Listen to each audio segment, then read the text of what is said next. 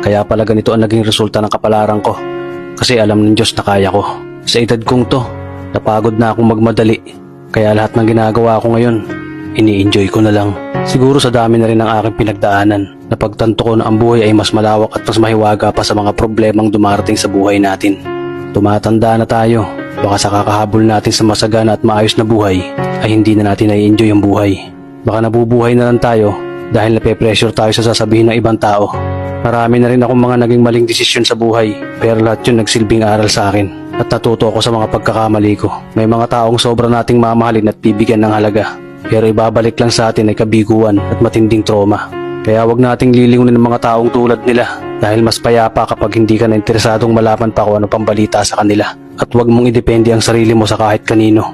Tandaan mo, kahit sarili mong anino, iiwan ka din nito kapag madilim na ang paligid mo.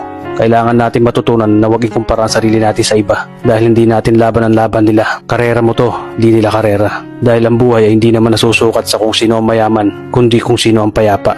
Kaya galingan mo lang palagi tol dahil napakaraming tao mapanghusga, hihilahin ka pababa at lagi mo tong tatandaan.